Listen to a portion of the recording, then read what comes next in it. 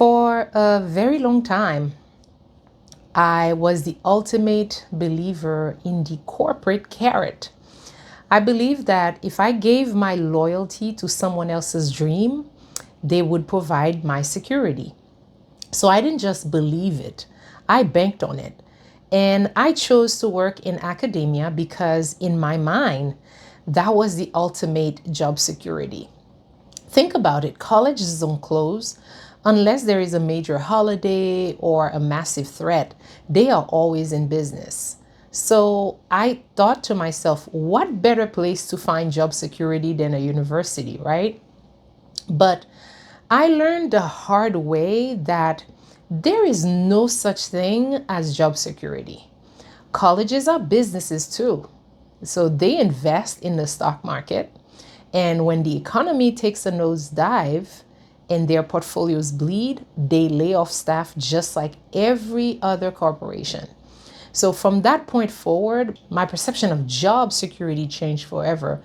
I realized the only true job security is your ability to go out there, create something or get something and get paid for it.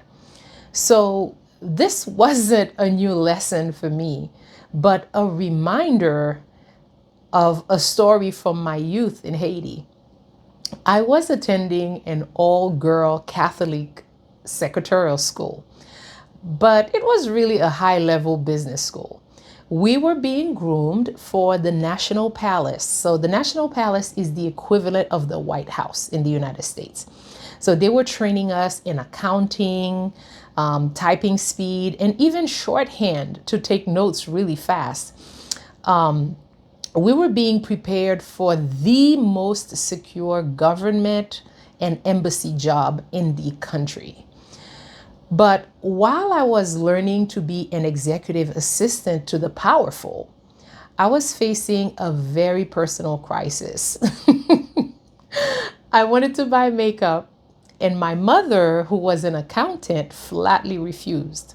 So she told me makeup would damage my skin and I should stay natural. Thanks, Mom. I was a young woman in an elite school where presentation was everything. So I had no money of my own to buy the lipstick and products my friends had. It was this necessity combined with a total frustration at lunch that forced me to find a different kind of security. So at this school, presentation wasn't just a suggestion, it was the law. We wore uniforms that had to be perfectly ironed, and we wore heels, yes, every single days, because we were training to be bank managers and executive assistants. So in other words, we were bougie plus plus before we even had a paycheck. But the school had a major flaw: no cafeteria. Every day at lunch, we had to walk in those heels to the high school that was next door to buy food from vendors who rented space there. So because we were a captured audience with no other options, business was booming for these vendors. So one day I went to buy my favorite snack, a hot dog. I was shocked because the demand was so high that the vendor had started splitting one hot dog in half and selling each half in a separate bun for the price of a whole one. 5 gourds, which is the equivalent of $1, US dollar at the time. And at the time, the Haitian gourd was very strong. It was the equivalent of a US dollar. And if you went anywhere trying to buy with US dollars, no one wanted to take it from you, right? So I stood there in my heels looking at half a hot dog on a dry bun with a tiny squirt of ketchup. I was livid. Forget being livid. It was an insult. My classmate, they just put up with it because I guess that's just how it is. So they stayed, they continued to buy this heresy. I went home and brought my grievances to my mom, and she gave me the best business advice I've ever received in the form of a question. So, what are you going to do about it? I guess the lesson for us here is that many of us are accepting half hot dogs in our career. And you are giving 100% loyalty and getting 50% of the reward. And you are waiting for the vendor, your boss, or your industry to be fair. But they won't be fair until they have competition. So you have to stop being a frustrated consumer and start being a strategic creator. So I didn't just start a business on a whim. I did market research. So since my mom had you would call a bodega, I used her as my consultant. And I asked her, how much is a pack of hot dogs? How much is a bag of bread, of a hot dog bun? We sat down, we did the math to figure out the profit margin and the pricing strategy. So I realized I could give my classmates a whole hot dog plus better flavor for the same five goods, for the same dollar they were already paying. So my mom challenged me even more. She said, how will you make yours better so they don't even think about the other vendor? So I decided to bring in the garnish. I added free pikliz. Pikliz is a Haitian habanero cabbage mixture. It's really good. And I added ketchup and I added free mustard. But here is where most people fail. They try to launch a national palace on day one. I launched what I called a snackable intro offer. I didn't try to feed the whole high school.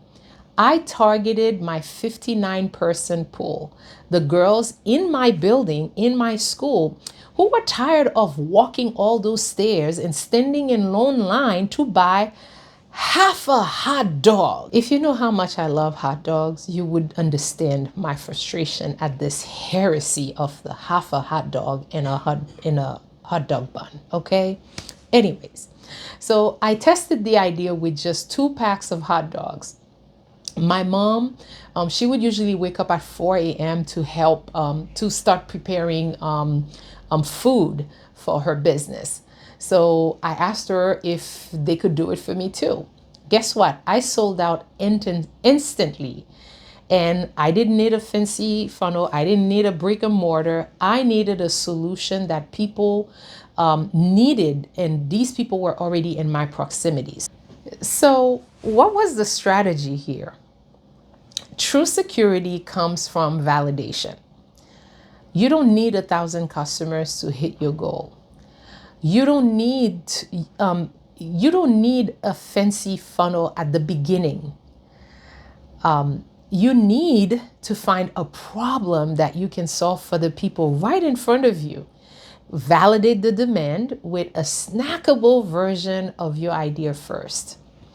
So by the second week, I was bringing 4 packs of hot dogs now because I had a loyal customer base that wouldn't switch even when competition arrived. I even had the convent cat because it was a Catholic school and the nuns were mostly our teachers. Even the convent cat and the teachers were buying from me. And I was listening to feedback about bringing in butter for the buns, whatever the customer asked, I made it happen. So I finally had my own money. I didn't have to ask my mom for makeup money anymore. I was an adult with my own big account now, and I was saving for my future. So I had created a life where I didn't have to perform for a tip or for promotion. So I would say the national palace mindset is about waiting to be chosen. The hot dog mindset is about choosing yourself.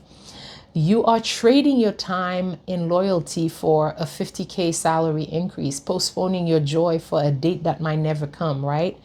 But I'm here to tell you, you can make an annual salary in 24 hours when you own the solution. Day 12 tomorrow, I'm going to show you how I took this foundation and I expanded it into nail polish and shoes.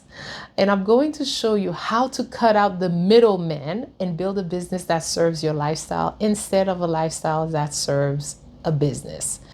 So for now, I want you to tell me in the comments, what is the half hot dog you are accepting right now because it's just familiar? And what is one snackable solution you can offer this week? So I'm Webley, and I will see you in video number 12 tomorrow. Bye.